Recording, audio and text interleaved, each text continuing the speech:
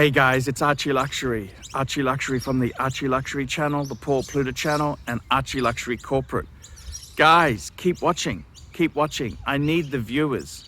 I need the viewers. I need the subs. I need it. Like, subscribe, and tell your friends. Tell your friends, whether you like them or hate them. Just tell them anyhow. ArchieLuxury on YouTube. Hi guys, ArchieLuxury on the ArchieLuxury channel. ArchieLuxury channel. Today I'm doing paid reviews. This is for Sam in Texas. 20 AU 28.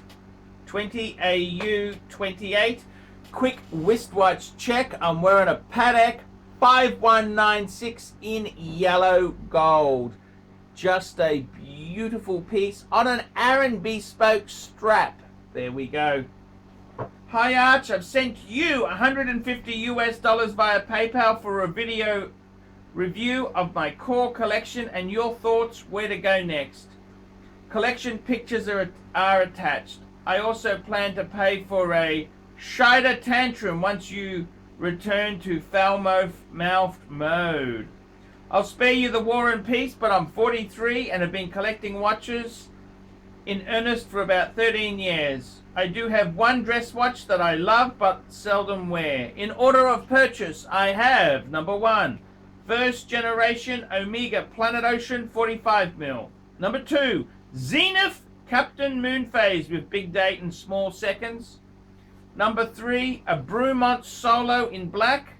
Number 4, a Zenith Chronometro Tipo TP2 limited edition with El Primero movement. Number 5, Rolex Explorer 139mm with lume numerals. Number 6, a Jaeger LeCoultre Polaris Memovax 50th anniversary limited edition. And number 7, a blank pane 50 fathoms Bathy Escape complete calendar. What do you think of them, Arch? I'm content with this lineup and don't anticipate liquidating, but if I had to, the Zenith Chrono and the Explorer would be the last to go. As for what's next, here we go. What's next? I've been lusting after a no-date 5513, but my head tells me that a 14060 M2-liner would be much more forgiving to wear, due to the movement upgrade, sapphire crystal, and super luminova, while retaining the no-date symmetry. Uncluttered dial and pre-maxi case. I dig the Kermit too, but the thought of paying nearly twice retail for example shites me. JLC, I could definitely see myself with a Reverso Grand small seconds at some point down the road. I prefer few complications on smaller watches, and the steel back is true to the purpose of protecting the watch when necessary. The Geophysics 1958 also trips my trigger, but I wonder if its 369 dial would be a bit too small for bit too similar to my Explorer 1. As for chronographs, I'm probably one and done with the Zenith, as I choose it over the Man on the Moon while having both in-house, and it still brings a smile each time I put it on. Any other sports watches I should consider to get me spooking around like a peacock? I appreciate all the entertainment you've provided and knowledge you've shared over the years and look forward to the vid. So there we go. There we go.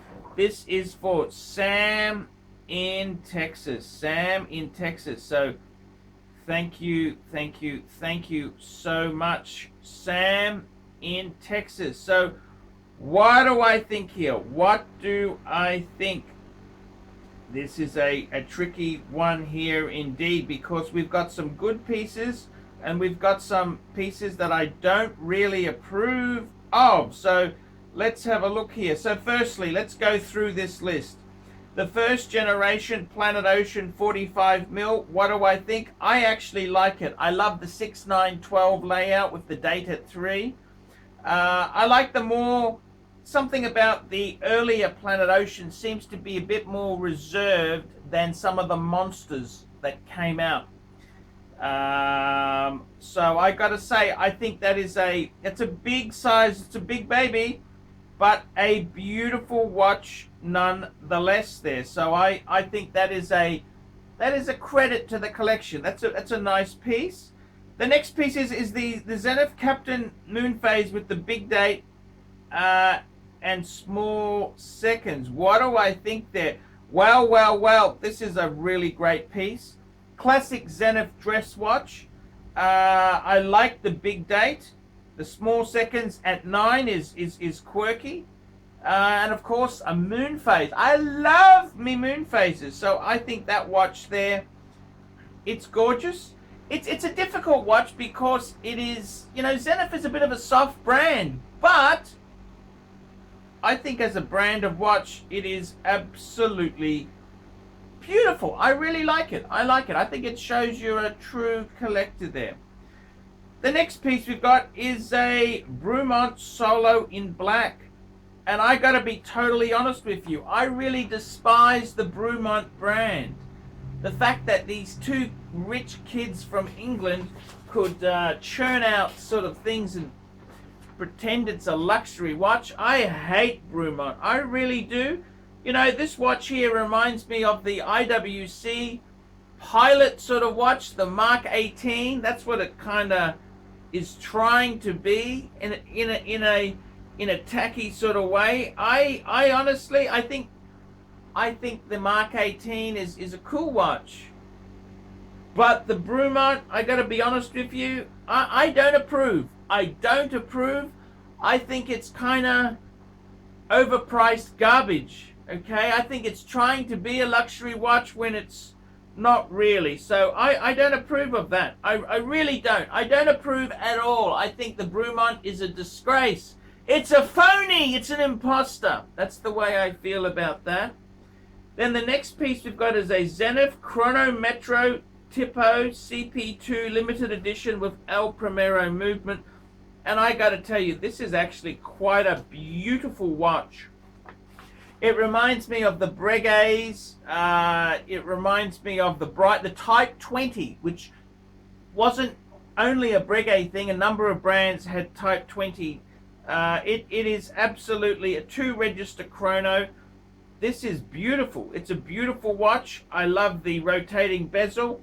Very vintagey. It's got a feel to it there. The only thing is, the only dilemma I have in my own mind is, would I have gone for an El Chronomeister, like a 1969 with the, I would have gone for like an open heart, something like that. That's the only dilemma with this watch. But I think it is gorgeous, absolutely gorgeous. Then we got the Rolex Explorer 139mm. Yeah, can never go wrong with Rolex. And the Explorer 1 is just a timeless classic sports watch. Absolutely love it. Love it indeed. I've got to say, the JLC Polaris Memovox, that's beautiful. Beautiful, beautiful, beautiful, beautiful watch there. Absolutely gorgeous. You can't not love that. That is a very, very cool one of they were an alarm clock watch. Very interesting sort of piece there. And then we've got the 50 Fathoms Baffy Escape complete calendar. I gotta be totally honest with you. I mean, this is a bit of an oxymoron because it's a complete calendar, but it's a dive watch. This is what sort of Blank Pain kind of does there. I think it's a little bit lost, but if you like it, I think it's quite okay there. So, to be honest with you, with your collection, the only disappointments, in my opinion, are the Bremont and the Blank Pain. The Blank Pain I could live with. The Bremont, I would probably try and get out of that baby. So, yeah, I do agree with you. The Zenith is cool and the Explorer is cool. As for what next? That's a very interesting question there. Look, I think the 5513s are overpriced. Even the 14060 is overpriced. You know what I really love when it comes to divers is the Breitling Super Ocean Heritage. Now, I gotta be honest with you, I actually prefer the Heritage 1, Breitling Super Ocean Heritage 1, as opposed to the 2. The 2 had the in-house Tudor movement, and they also had the ceramic bezel. But it's a retro watch. I would prefer to have the aluminum bezel because it's a retro piece. It's a no crown guards diver, which I think on a shark mesh or rubber just pops. So I would seriously say, if you want value, I would be going for that. The other option, of course, is the Tudor Black Bay 58. I think the standard Black Bay may be a little bit too big. It's not so much the length of it, it's the height. It's a really tall sort of piece. If you can pull it off, maybe it's not a problem because you've got the Planet Ocean 45mm, but that's something to consider. I agree, the Kermits, I wouldn't be buying that. I wouldn't be buying I think Rolex, Rolex is great, but they're quite expensive. JLC, I gotta be honest with you, you want to be careful. You don't want to have too many you've got a JLC. I'd probably go for I'd agree with you, the Reverso. Get a Reverso, definitely get a Reverso.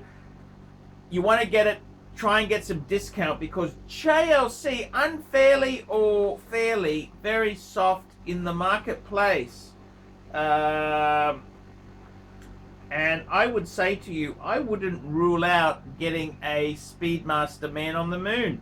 I wouldn't rule it out. It's not ridiculous money, and it would add to a beautiful collection like yours.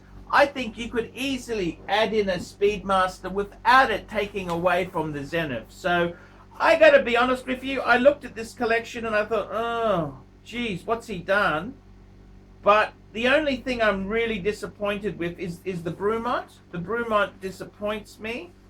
And that's I could see you adding possibly an IWC Mark 18. That would be cool. I reckon that would be much cooler than the stupid Bremont. That's the direction I would be steering the ship. So that's my advice there. Okay, guys, like, subscribe, tell your friends. Remember, Archie can't survive on Google Ads alone.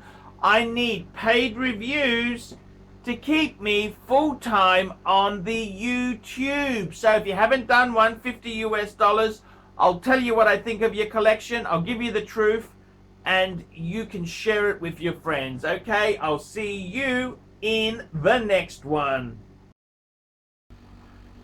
Hi guys, ArchieLuxury, and who do I recommend in America? In America, who do I recommend for quality pre-owned wristwatches? David SW, David SW, David SW. Go to davidsw.com. He is the best, the greatest pre-owned dealer in all of the United States of America.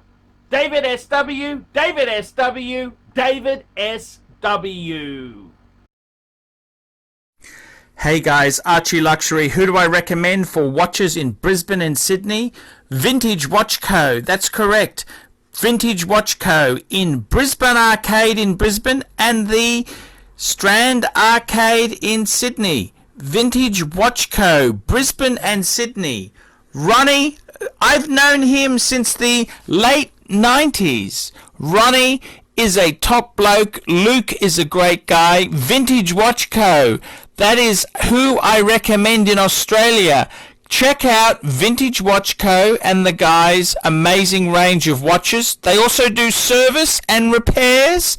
Vintage Watch Co. That is where the Pontiff goes. You know, some of my Pateks came from Vintage Watch Co.